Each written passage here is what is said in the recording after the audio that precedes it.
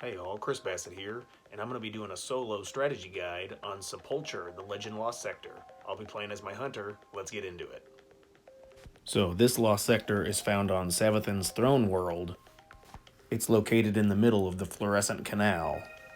If you're at least 1500 light, have completed the normal version at least once, and today is the featured day, it'll show up on your map as a waypoint, and then you can hop on your Sparrow and drive over there. I'll put a link in the description that shows the rotation of the featured lost sectors. So it looks like the champions are Barrier and Unstoppable, and it's Solar Burn, so I'll give a few options for a weapon loadout. If you have access to the 30th anniversary pack, Gallahorn is a monster. Tiku's Divination is a solar bow that also is good against Barrier champions. Skyburner's Oath pairs well with the anti-barrier scout rifle mod. If you have access to the Shadowkeep DLC, Ariana's Vow is an amazing solar hand cannon. Arbalist is a linear fusion rifle that's strong against barrier champions. It's unique because it goes in your primary weapon slot. Ias Luna is a top tier hand cannon, but you have to have access to the 30th anniversary DLC. It drops from the last boss in the dungeon. So just up the steps and over to the left here is the Lost Sector. If you haven't done this before, just go straight ahead into the tunnel and then head down some stairs, a couple flights of stairs, and then you'll get to the main area. Complete it once on normal, and then you'll have access to this legend. So I'm going to do a little preparation, and I'll show my gear set that I'm running for this. I'll be running Nightstalker. It's definitely my favorite class on the Hunter, especially with Void 3.0. I like Marksman's Dodge, that way I can reload, dodge, and go invisible. And then Vortex Grenade are definitely the most damaging grenades. I use Stylish Executioner, that way I can turn invisible, and then Vanishing Step, so when I dodge I also become invisible. Echo of Remnants, so my grenades last longer. Undermining, so my grenades weaken. Persistence, my invisibility lasts longer. And then Obscurity, I get invisible when I do a finisher. And then here I'm just showing that I'm using anti-barrier scout rifle and unstoppable hand cannon. You actually have 4 options to choose from this season. You have scout rifles and bows for the anti-barrier, and then hand cannon and pulse rifle for the unstoppables. So I'm using Servant Leader as my scout rifle from Gambit, Sunshot for my hand cannon because explosions, and then I don't have a solar rocket launcher. I do have Sleeper Simulant, but I want to use rockets, so I'm going to use a Royal Entry. Make sure you throw on some solar resist into your chest piece. And then I have a scout rifle reloader on my boots just because I'm lazy and don't want to reload. Double utility kickstart gets your class dodge back really quick. So there are only 2 arc shielded knights in this encounter, one at the very beginning and then one in the end room. Just chuck a grenade, it'll pull them all in, and then you can blow them up. In this next room, ads spawn in the back left and back right. There's a champion to the left and a wizard to the right. I usually slap the wizard with a rocket in the face and then jump up to cover. This wall protects you from the champion while you're dealing with all the ads in the room. So since it is solar burn, I'm going to take advantage of that and blow some stuff up. Another strategy you can do is you can spawn kill these enemies by throwing grenades at the doorway, and then the vortex grenade will take care of the ads as they come out. If you're a Titan, you could throw your barricade up here for protection, or Warlock, your rift would work great as well. When the ads are all done, time to take care of the champion. This is why rockets are nice. You can slap a rocket on him, and then he'll go to put his barrier up, so switch to your scout rifle, pop the barrier again, it'll stun him, and then another rocket to kill him. And then you'll have a light-bearing wizard spawn in that does electric damage. You can either hit him with rockets or shoot him down with your primary. You can take cover behind this center pillar around the room. Just be careful, it'll super, and then it gets a little more dangerous. So kill him quick, or just take cover and you'll be fine. And then make sure to get them with the finisher so they don't respawn. I made sure to use the heavy ammo finder on my helmet and my feet.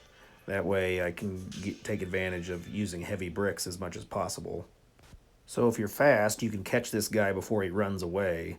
Normally, he tries to run down the hall from you, but if you run in here and throw a bunch of rockets at him, he'll die before he can run away. If he does take off, you got to chase him. He'll go down the stairs through the door to the left and then hide. And as soon as you come into this room, there'll be an unstoppable ogre, a regular ogre, light-bearing hive hunter. Go ahead and come over here to the left and tuck in this area. There's a little hallway. It's a pretty good spot to camp out until you can kill all the enemies. And I think I don't take my own advice and I kind of stay out in the open and I eat it pretty hard. I get both the ogres to eye blast me. So yeah, since this is just a legend difficulty, you have several respawns you can use, and you get more respawns if you kill the champions. And then you have 15 minutes to complete the encounter, so you got plenty of time. It normally takes me about 7 to 8 minutes, depending on if I get lucky with ammo bricks or how the enemies spawn in. If you have a clean line of sight, the best thing to do is to double rocket the ads.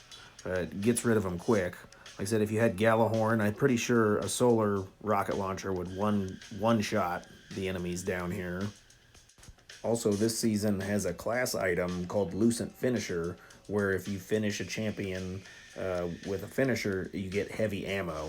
So you might want to take advantage of that. I think it's 6 energy to unlock. And you have to finish the Lucent Hive Bearer with a finisher, otherwise they respawn. Well, like I said, over here to the left is a pretty good spot.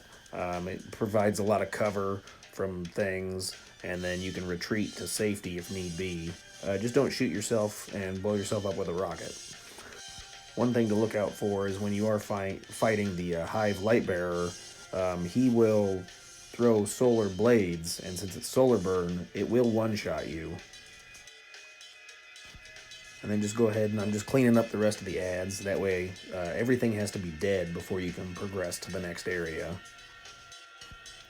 I do really like having the dodge, reload, invisibility, and then I have a Worm Husk crown on. It also bumps my health up. So it's kind of like an emergency panic button where I dodge, reload, and then go invisible, and then gain health.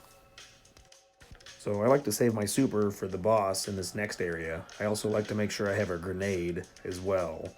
You'll run into the room and there'll be a bunch of thrall. If you throw your grenade in the middle of them, it'll all suck them all in, do damage to them, and you can jump and tether the boss. You can basically one-shot the boss with your super. The more difficult enemies are going to be your arc shielded knight, because we don't have anything to deal with arc, and then the champion in the back. So if you do run into some danger, you can pull back to the area you came from, and if you pull up far enough, they'll actually stop chasing you.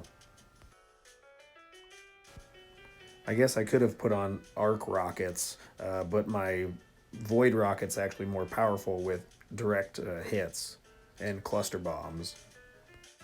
I suppose if you had a sword, that would also work pretty well. I just like to keep my distance in more difficult content, less likely to die if stuff's not slapping you in the face. And then here I'm just cleaning up some ads, and then I'm gonna try to get rid of that knight and then work on the champion. So one thing that's interesting is I haven't actually purchased any of the Witch Queen content, but I still have access to some of the stuff, like these Legend Lost sectors, for example. I can also do some of the missions and the strikes, as well as public events. Something else I forgot to mention was if you are going for the armor, make sure you throw on an armorer on your ghost. It's a mod that allows you to focus on a stat that you want on your armor. So it'll either increase your recovery, your intellect, your discipline. It drops with at least 10 and guaranteed, and then a likely chance to drop even higher.